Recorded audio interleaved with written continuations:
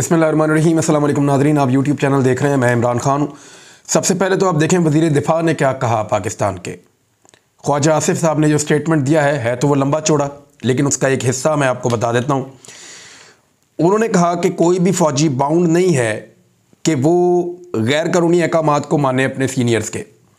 यानी मिसाल के तौर पर जो बात शहबाज गिल ने की थी बग़ैर फ़ौज का नाम लिए, शहबाज गिल ने इदारों की बात की थी, ऑफिसर्स की बात की थी, तो उसने इशारों में बात की थी, उसने किसी इदारे का नाम नहीं लिया था जब शहबाज गिल ने ये बात की थी ARY के ऊपर। लेकिन ख्वाजा आसिफ ने ये बात की है जियो टीवी के ऊपर। शहबाज गिल ने ARY पे की थी रात के वक्त, और जो ख्वाजा आसिफ ने की है वो जियो पे की है, और वो भी रात के वक्त की है। और जुमले ज़्यादा ख़तरनाक बोले हैं ख्वाजा आसिफ ने, क्योंकि उन्होंने नाम ले लिया और उन्होंने वो मिसाल दे रहे थे फैज़ हमीद की और जनरल बाजवा की कि फ़ौजी जो है वो बाउंड नहीं है, जूनियर फ़ौजी, कि वो सीनियर की बात माने और गैर कानूनी अहकामात माने और ये चीज़ें। तो दोनों ने एक जैसी बात कर दी। ख्वाजा आसिफ ने नाम लेकर कर दी और शहबाज गिल ने बग़ैर नाम लिए वही बात कर दी। अब मैं ज़रा थोड़ा सा नक्शा खींच देता हूँ कि जब शहबाज गिल ने यह बात की थी तो हुआ क्या था।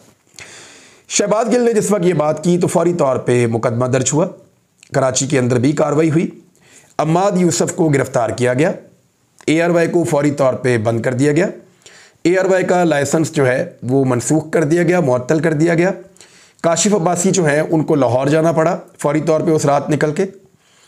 जो खावर घुम्मन साहब हैं उनको अपने गाँव जाना पड़ा फौरी तौर पर वहाँ से निकल कर।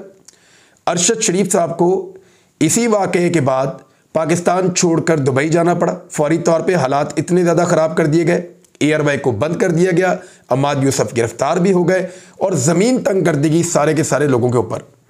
दूसरी जानिब शहबाज गिल साहब जब अगले दिन, और ये मुहर्रमुल हराम का टाइम था, अगले दिन जब शहबाज गिल साहब जा रहे थे बनी गाला इमरान खान साहब के पास अपनी ड्यूटी पे, तो उन्हें रस्ते में जो है लॉ इन्फोर्समेंट वालों ने उनकी गाड़ी रोकी, शीशे तोड़े, उन्हें निकाला और उनको घसीट के ले गए। फिर शहबाज गिल साहब को ले जाने के बाद नंगा किया गया, उनको बदतरीन तशद्दुद का निशाना बनाया गया, उनकी बॉडी के नाजुक हिस्सों पे करंट लगाया गया और उन्होंने ये तमाम शिकायत की और वो खासे हद तक बीमार दिखाई दिए और खासे सहमे हुए और डरे हुए दिखाई दिए, क्योंकि एक अकेले आदमी को बहुत ज़्यादा टॉर्चर किया गया था जो दिखाई दे रहा था। और इस टॉर्चर की गवाही पाकिस्तान के बहुत सारे सहाफ़ी जिनके पास लिंक्स थे वो दे रहे थे। शहबाज गिल साहब को काफ़ी अरसे तक बाहर नहीं आने दिया गया। इमरान खान साहब ने इस मामले पे एहतजाज करते हुए एक्शन लेने की बात की, तो एक जज साहबा का उन्होंने नाम ले लिया, तो उस पर एक तौहीन अदालत भी हो गई और वो कार्रवाई भी चलती है और दहशतगर्दी के मुकदमात भी हो गए। तो ये है वो वाली कहानी। अब ख्वाजा आसिफ ने उससे ज़्यादा इंटेंसिटी का स्टेटमेंट दिया है और बाकायदा फ़ौज के इदारे का नाम लेकर दिया है। देखना यह है कि जिन लोगों को बहुत गम और गुस्सा था और जिन्हें यह लगा कि शहबाज गिल ने लिमिट क्रॉस की है, क्या उन्हें इस मरतबा भी ये लगेगा कि शहबाज गिल ने लिमिट क्रॉस की है, या फिर पाकिस्तान में कानून सिर्फ मिडिल क्लास के लिए है, आम पाकिस्तानियों के लिए है, उन पाकिस्तानियों के लिए है जो टैक्स देकर अपने खून पसीने की कमाई से इस मुल्क के इदारों को चलाते हैं। उन पाकिस्तानियों के लिए कानून ज़्यादा सख्त है जो पाकिस्तानी इस मुल्क का पहिया घुमाने के अंदर सबसे ज़्यादा मेहनत करते हैं, जो सबसे ज़्यादा डांट भी खाते हैं, सबसे ज़्यादा मार भी खाते हैं, सबसे ज़्यादा तज़लील भी उनकी होती है, उनका हक भी छीना जाता है, उनसे टैक्सेस भी ज़बरदस्ती लिए जाते हैं और फिर उनके ऊपर ही सिर्फ कानून का इतलाक़ होता है, या अलीट क्लास के ऊपर भी कानून का इतलाक़ हो सकता है। क्या एक ताकतवर वज़ीर के ख़िलाफ़ भी कानून उसी तरह हरकत में आएगा जैसे एक शहबाज गिल के ख़िलाफ़ एक मिडिल क्लासिए के ख़िलाफ़ आया था? तो अगर कानून हरकत में नहीं आता तो पाकिस्तान का हर मिडिल क्लास ये जान ले कि पाकिस्तान में उसके लिए कानून कुछ और है, और एलीट के लिए, ताकतवर लोगों के लिए, या ताकतवर लोगों के दस्ते रास्त जो लोग हैं या उनके जो साथी बन जाते हैं, उनके मफादात का जो लोग तहफ़्फ़ुज़ करते हैं, उनके लिए पाकिस्तान में कानून कुछ और है। ये एक टेस्ट केस है। देखना होगा कि पुलिस, अदलिया, इदारे, निज़ाम सारे इस मामले के ऊपर क्या रुख इख्तियार करते हैं और इसको क्या उसी तरह उठाते हैं जैसे शहबाज गिल वाले मामले को उठाया था। मरियम नवाज़ साहिबा अपने वालिद की सियासत का कुछ भी बाकी नहीं छोड़ना चाहती, मुझे तो ऐसा लगता है। यानी मरियम नवाज़ साहिबा ने एक नया बयानिया दे दिया एक इंटरव्यू देते हुए, उन्होंने फरमाया कि नवाज शरीफ साहब को जब वो अरेस्ट थे तो उनको जहर दिया जा रहा था। अव्वल तो इनका सारा खाना ही घर से आता था, हर चीज़ घर से आती थी। और एक मिथ ये भी बताई गई थी कि जो डॉक्टर अदनान है वो कोई चीज़ नवाज शरीफ साहब को देता था जिसकी वजह से उनके प्लेटलेट्स गिरे, और उसके बाद वो टेस्ट करवा के मियां नवाज शरीफ साहब को फौरी तौर पे मैनेज करके पाकिस्तान से बाहर निकाला गया।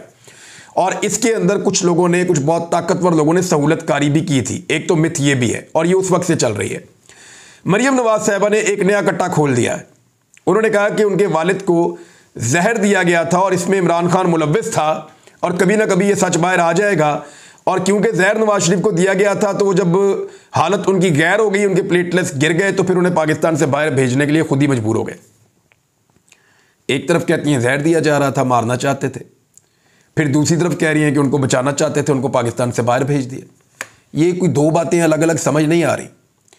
और अगर किसी जहर के नतीजे में नवाज शरीफ साहब के प्लेटलेट्स गिर गए थे और वो रिपोर्टें आ रही थी, तो फिर जैसे ही वो हीथ्रो एयरपोर्ट पे उतरे बरतानिया में, उनका जो पहला टेस्ट लिया गया और 3 दिन के बाद जो दूसरा टेस्ट लिया गया, उन दोनों टेस्ट के अंदर मियां नवाज शरीफ साहब के प्लेटलेट्स 2.5 लाख से ज़्यादा थे। तो चंद हज़ार से 2.5 लाख तक कैसे पहुंच गए? सिर्फ एक फ़्लाइट ऐसा कमाल कर सकती है? नहीं कर सकती। ये मैंने चैलेंज किया हुआ, और चैलेंज किए हुए मुझे 2 साल हो गए कि मैं पूरी की पूरी PMLN को और शरीफ ख़ानदान को चैलेंज करता हूँ कि उस हस्पताल की वो 2 रिपोर्टें, जिस दिन मियां नवाज शरीफ साहब 19 नवंबर 2019 को, गालिबन ये वो तारीख थी जिस दिन हीथ्रो एयरपोर्ट पे उतरे थे, उस दिन जो उनका टेस्ट लिया गया था प्लेटलेट्स का, वो रिपोर्ट चेक करवाएं, लेकर आए मंजरे आम पे, उसको दिखाएं कि जनाब इसके अंदर मियां साहब के प्लेटलेट्स कम है। 2.5 लाख प्लेटलेट्स थे और 3 दिन के बाद दोबारा वही प्लेटलेट्स थे। और फिर मियां साहब ने उन रिपोर्टों को क्लासीफाई करवा के छुपा दिया ताकि कोई और ना देख सके। तो मरियम नवाज साहिबा रोज़ाना एक नए लतीफ़े के साथ सामने आती हैं और जिस किस्म की नफरत अंगेज़ कार्रवाइयाँ कर रही हैं उससे PMLN के लोग बहुत खाइफ हैं। उन्हें ये लगता है कि वो भी पॉलिटिकल कारकुन हैं और उन्होंने ऐसी चीज़ों का सामना किया है माजी में, लेकिन इस तरह की बर्बरियत के नंगा करना, करंट लगाना, उल्टा लटकाना, मुंह पे काले कपड़े डालना, ये चीज़ें तो उनके साथ भी नहीं हुई और वो ये मानते हैं। और वो मीटिंग्स के अंदर कहते हैं और वो ये कह रहे हैं कि ये जमहूरियत के ख़िलाफ़ एक साजिश हो रही है और हमारी क़यादत बदकिस्मती से इसमें इस्तेमाल हो रही है। उनके अंदर एक बेचैनी है और आपको आने वाले दिनों में ये दिखाई देगा जब बहुत सारे लोग टिकट लेने से इनकार कर देंगे। मरियम साहिबा ने दावा किया कि 38 लोग PTI की टिकट मांग रहे हैं। मैं एक दावा करता हूं कि PMLN के जो बहुत करीबी लोग हैं, जो बड़े तगड़े लोग हैं, PMLN को उनको टिकट देने के लिए मिन्नतें करनी पड़ेंगी आने वाले वक्त में। मैं फिर आपको कह देता हूं, PMLN को अपने करीबी लोगों को टिकट देने के लिए, उनको इलेक्शन लड़ने पर आमादा करने के लिए आने वाले वक्त में मिन्नतें करनी पड़ेंगी, क्योंकि बहुत सारे लोग इलेक्शन हारने के खौफ से या अपनी पार्टी की पॉलिसीज़ की वजह से ऐसे नाराज़ हैं कि वो इलेक्शन अब लड़ना नहीं चाहते, कम से कम इस मरतबा।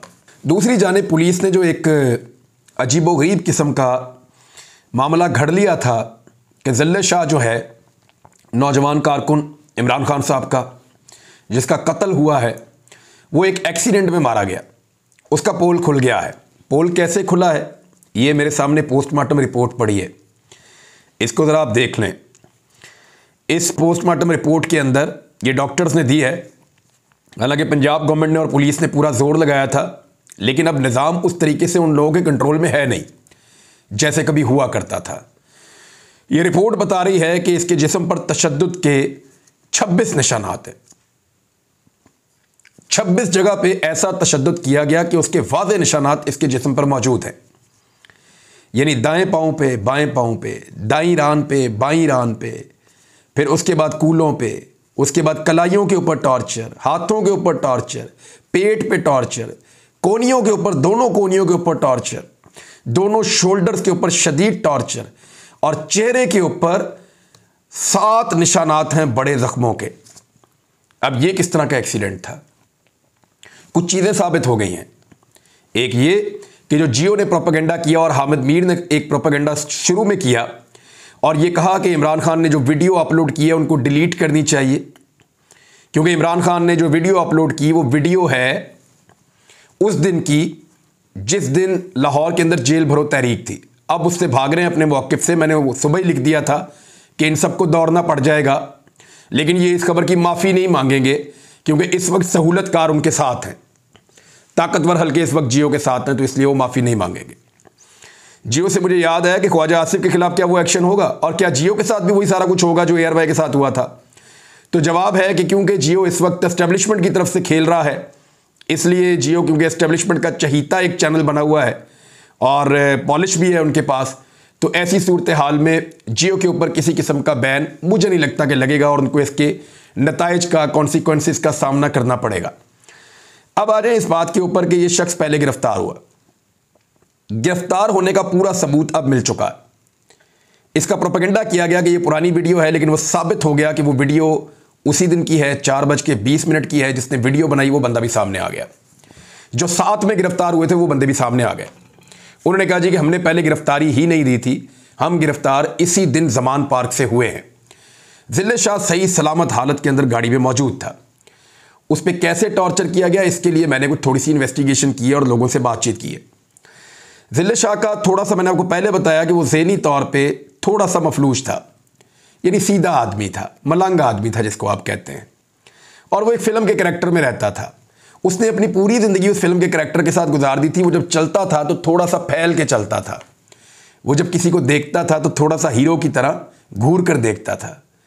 उसको जब किसी चीज़ से मना किया जाता था तो वो चिल्लाता था और चिल्ला के उसी चीज़ को बार बार करता था। यानी पीटीआई के कुछ कारकुनों ने बताया कि जब ये बाहर नारेबाजी करता था, हम इसको जब रोकते थे तो ये और ज़्यादा करता था। जब ये Imran Khan I love you की आवाज़ें लगाता था सुबह सुबह, तो बहुत सारे कारकुन सो रहे होते थे। जब इसको मना करते थे तो ये और ज़्यादा ऊंची आवाज़ के अंदर चिल्लाता था। तो इसके अंदर एक चीज़ थी कि जब ये कोई चीज़ या कोई नारा लगाता था, लोग इसको मना करते थे तो और ज़्यादा चिल्ला कर वो वाला नारा लगाता था और ज़्यादा रिएक्शन उसके ऊपर देता था, क्योंकि सीधा आदमी था। किसी को जिस्म को नुकसान तो नहीं पहुंचा सकता था, लड़ाई झगड़ा तो नहीं करता था। एक आवाज़ थी उसकी बड़ी बुलंद जिससे वो अपना काम चलाता था। तो कुछ दोस्तों का ये मानना है कि जब पुलिस इसको कस्टडी में लेकर गई तो इसने रेजिस्ट किया और नारेबाजी की। वो इसको मारते रहे और ये वही कहता रहा जो ये करता है, क्योंकि वो उसी तरह सारी ज़िंदगी उसने गुजारी थी। वो तशद्दुद सहता रहा और वही कहता रहा जो वो कहता है। अब ये इसके कवी इम्कानात हैं और ये बात जो है वो कुछ लोग इसका खदशा जाहिर कर रहे हैं। मेरी आरिफ हमीद भट्टी साहब से बात हुई तो आरिफ हमीद भट्टी साहब के बड़े भाई थे, अल्लाह ताला उन्हें गरीक रहमत करे, नवीद कमाल भट्टी साहब। ये नवीद कमाल भट्टी साहब का बेटा बना हुआ था, मलंग टाइप। वो इसको कपड़े भी लेके देते थे, जूते भी लेके देते थे, इससे बहुत प्यार करते थे वो। और जब ये अब्दाली चौक में आया करता था, जब हम लोग वहाँ रहते थे, तो ये ज़्यादातर उन्हीं के पास से उठ के आया करता था और नवीद कमाल भट्टी साहब को ये अपने वालिद की जगह समझता था। तो आरिफ हमीद भट्टी साहब से मेरी बात हुई तो उन्होंने भी मुझे ये बात कंफर्म की कि उनको भी इस बात का शक है कि पुलिस वाले इसको मारते जा रहे होंगे और ये चिल्लाता जा रहा होगा। वो जिस चीज़ से मना कर रहे होंगे ये वही चीज़ करता जा रहा होगा और उन्होंने ज़िद में आके इसको इतना मारा कि इसकी हालत गैर हो गई और इसकी डेथ हो गई। अब ये है सारी सूरत हाल और पोस्टमार्टम की रिपोर्ट जो चीज़ें बता रही हैं वो भी आप देख लीजिए। अली बिलाल की मौत दिमाग में गहरी ज़रब आने के बाद खून ज़्यादा बहने की वजह से हुई। जिगर और लबलबा में खून जमा होना भी मौत की वजह बना। दिमाग में खून जमा होने से अली बिलाल का ब्लड प्रेशर इंतहाई कम हो गया था। अली बिलाल को जिस्म के हसास अज़ा पर भी तशद्दुद का निशाना बनाया गया। Very unfortunate. इससे ज़्यादा बदकिस्मती और क्या होगी। यानी एक ऐसा आदमी जो किसी को ज़रर नहीं पहुंचा सकता, जो बिल्कुल बेज़रर था, जो कई दिनों से अपने लीडर से मिलने का इंतज़ार कर रहा था। और उसकी वीडियोज़ आप देखें, वो नाचता था, गाता था, डायलॉग बोलता था, सबको खुश रखता था, सबको गले लगाता था और वो एक रौनक बना हुआ था वहाँ पे। उसको जान से मार दिया। अब जिन लोगों ने मारा उनको नींद कैसे आएगी। इसका मुकदमा किस पे होना चाहिए, ये एक इम्पॉर्टेंट क्वेश्चन है। इसका जवाब पाकिस्तान तहरीक इंसाफ ने दिया है। पाकिस्तान तहरीक इंसाफ का ये कहना है कि इसका मुकदमा दर्ज किया जाएगा और वो करवाएंगे मोहसिन नकवी के खिलाफ, क्योंकि गवर्नमेंट ऑफ पंजाब इसके लिए रिस्पॉन्सिबल है। आईजी पंजाब जिन्होंने ये एक्शन करवाया, सीसीपीओ लाहौर जो इस एक्शन को एग्जीक्यूट करवा रहे थे, और कुछ पुलिस वाले जो हैं जिनकी वीडियोस वगैरह बनी है वो आइडेंटिफाई हो गए हैं। देखिए पुलिस वाले भी हमारे भाई हैं और मैं आपको ये बता देता हूँ कि जो काम आपने किया है ना, ये आपके गले पड़ेगा। वजह यह है कि तमाम आपकी वीडियोस बन चुकी हैं और पाकिस्तान की आवाम ने फैसला किया है कि उन्होंने फाशिज्म को शिकस्त देनी है। उन्होंने इस मरतबा एस्टेब्लिशमेंट की मर्जी के खिलाफ एक हुकूमत बनानी है। अगर वो हुकूमत बन गई तो एस्टेब्लिशमेंट अब आपको नहीं बचा पाएगी। वजह यह है कि ये हुकूमत कम से कम 5 साल के लिए बनेगी। और आपको इन तमाम चीज़ों का जवाब अदालतों के अंदर देना पड़ेगा। इन चीज़ों से अब आप ज़्यादा देर तक भाग नहीं सकेंगे। 4 अफराद के खिलाफ मुकदमा दर्ज होगा, उसमें वज़ीर आला, IG पंजाब, CCPO और एडिशनल IG जो हैं ये बराह रास्त मुलव्वस हैं। इन 4 लोगों पर कत्ल का मुकदमा करवाया जाएगा। फवाद चौधरी साहब ने बड़ा क्लियरली इसके बारे में कह दिया है। तो नाज़रीन, जहां बहुत सारी खबरें हैं वहां एक और ख़बर पे आप नज़र रखिएगा कि कोयटा की अदालत ने इमरान खान के नाकाबिले ज़मानत वारंट गिरफ्तारी जारी कर दिए हैं। वैसे इनको भी हाई कोर्ट में चैलेंज किया जाएगा, लेकिन आप देख रहे हैं कि जिस बुनियाद के ऊपर पैमरा ने नोटिस दिया था वो बुनियाद उड़ा के रख दिया अदालत ने, और पैमरा का नोटिस फारिग कर दिया कि इमरान खान को ऑन एयर दिखाया जा सकता है, बैन नहीं किया जा सकता। उसी तकरीर के ऊपर कोयटा में एक FIR होती है और वारंट जारी हो जाते हैं फौरी तौर पे और पुलिस पहुंच जाती है इमरान खान को लेने के लिए। आप निज़ाम की फुर्तियां देख रहे हैं। एक्चुअली ये निज़ाम की फुर्तियां नहीं हैं, ये फुर्तियां उनकी हैं जिनके कब्ज़े में 70 साल से ये निज़ाम है। बहरहाल देखते हैं कि इस मरतबा जीत पाकिस्तान की आवाम की होती है या निज़ाम चलाने वालों की। अब तक के लिए इतना ही। अपना ख्याल रखिएगा, अपने इस चैनल का भी। अल्लाह हाफ़िज़।